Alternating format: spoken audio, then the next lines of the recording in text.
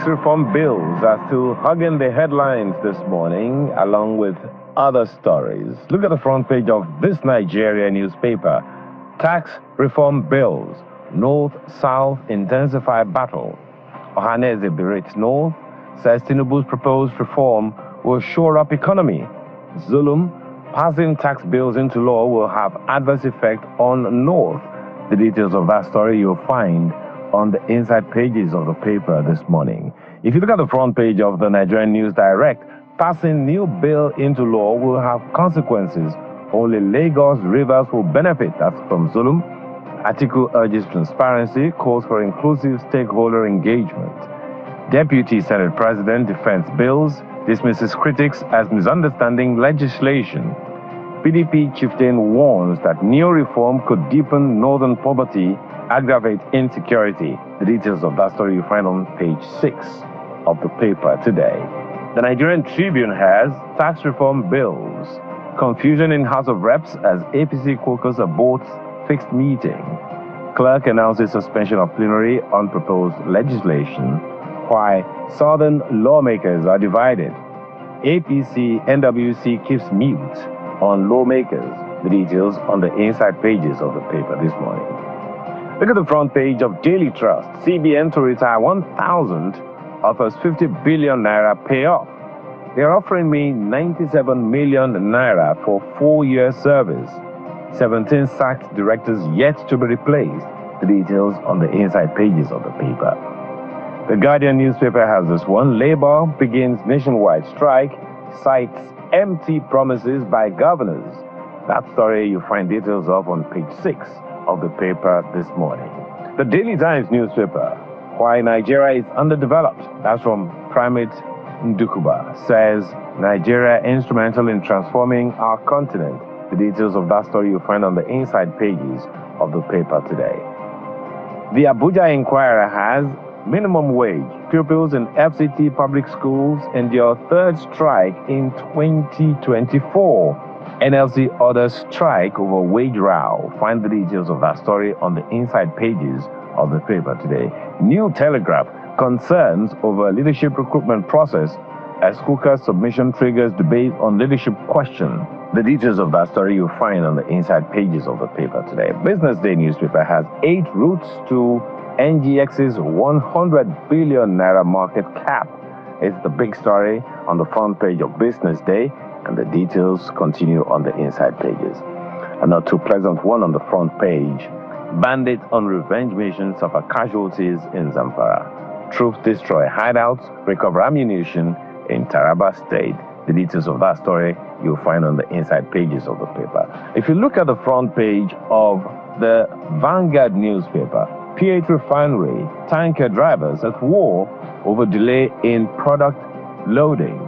Only NNPC trucks loading petroleum products.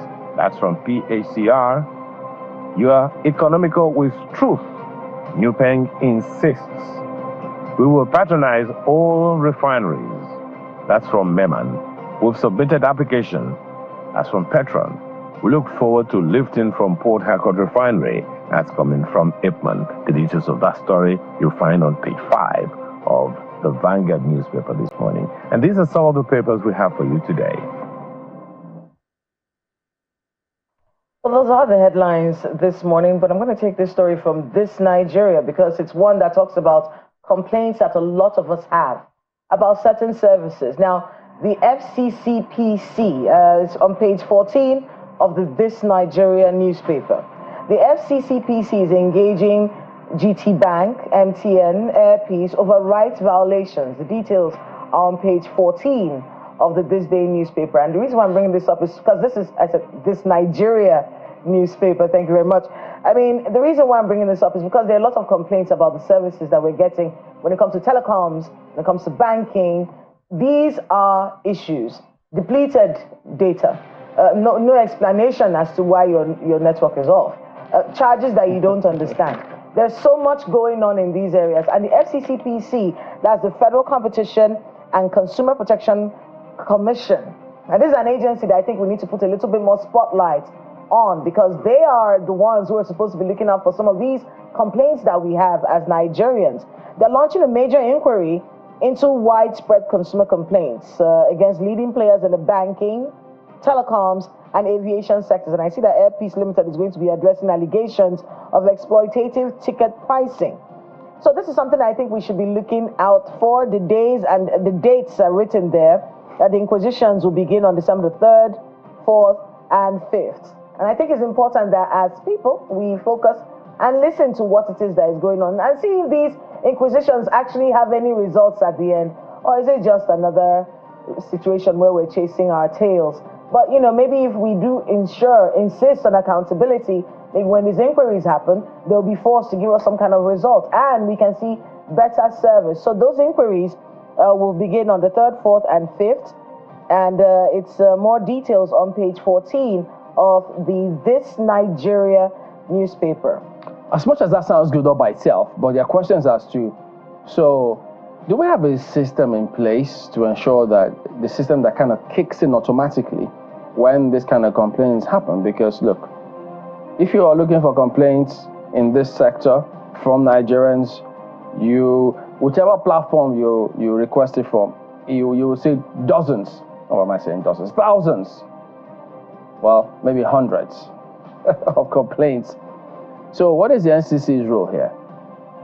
What about the regulatory authorities from the banks themselves? Yeah. So if FCCPC is going to be doing this, yeah, as much as it's good all by itself, but I'm just looking to see how a system is in place to ensure that such that even the operators themselves know, oh, wait a minute, I have to be cautious here. I have to treat the customer as king. Absolutely. In the real sense of the word. Which is why this inquiry by the FCCPC is very important, because now we have to start looking, it's little steps, Chamberlain. I know that many things are not in place. There are many things that do not make sense, because this is supposed to be automated. We're not supposed to have an inquiry. We're not supposed to have a discussion about it. It's supposed to be automatic, that when I have a complaint, there is some kind of system that ensures that my complaint is addressed immediately. But that's not the case. So the people know about this? So that's why we're putting it out there. Let us understand what's going on. And the FCCPC, really, we need to start looking at them a little bit closely, because we cannot keep having situations where we complain about the same things over and over again. That's the reason why I said earlier, I hope this doesn't turn into one of those wild goose chases where they do an inquiry and nothing comes out of it. There has to be some kind of way that we can get accountability from these businesses. As people who protect, as the organization that protects the Nigerian, we have to start doing the right things. You have to start doing the right things. The inquiry is a good thing. It's a good thing, but we need to see the results of it and put actual systems in place that address these issues head on, so we don't continue having meetings and nothing comes out of those meetings. Well, speaking about doing the right things, the Academic Staff Union of Polytechnics want the federal government to do the right thing as well, because they have said, having given them 11 days prior notice, as reported on the front page of The Guardian here today, they, ASUP, say they are embarking on a warning strike beginning today. So they say we've given them all the notices that they can be, but they haven't listened to us. But we are doing what we have to do to call attention. They said there were about 11 items that they had listed that the federal government attend to, but that has not happened. Well, we're hoping that the Minister of Education, the new Minister of Education, who I think is going to be in Lagos at this point in time, he's in the field trying to ensure certain things happen. So maybe, just maybe, he might get wind of this if he hadn't, if it's because of that transition. But now they will need to address this as soon as possible, because it's going to be, I mean, this is supposed to be a December for them to remember. But if they embark on strike, it's and then who knows, if government says no work, no pay, you know that's not going to go well. So they need to address this as soon as they can. Ayo. Part of the things to also address, Chamberlain, is a building concern, if you ask me. On the front page of the Vanguard newspaper this morning, somewhere at the top left, it talks about how Nigeria struggles to raise crude oil production. That's according to an investigation. Now, why is that a concern? Because we have a number of refineries coming up in Nigeria, you know, in quick succession. As at this moment, we have about 10 or more. I'm sure that in our next conversation, we'll be able to find that out. Now, the ones that are already either working or upcoming. If you add them up, they will require about 1.2 or 1.3 million barrels of crude to remain functional as at this moment. But how much do we produce? We produce less than 2 million barrels per day, to the best of my knowledge. If there is other figures, then we can come up with them. Because, you know, so I think it's about time we began to give consideration to these issues. Right now, we have a 60,000 barrel per day PH refinery working. We have a 650,000 barrels per day Dangote refinery working. Well, even though I'm not sure whether it's getting up to 650,000 barrels per day. We have one upcoming. We have Walter Smith, which is just about 5,000. We have the another one in Port Harcourt, 150. One in Kaduna, 110 barrels per day. We have a Bua refinery upcoming that's promising 200,000 barrels per day. So I'm just wondering, where will they get crude from? So if we are having problems producing crude, are we saying that these local refineries will need to go out of the country to import crude?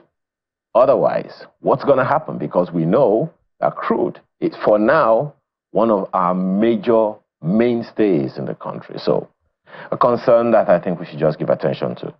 Meantime, let's take a short break, and when we return, we start some conversations.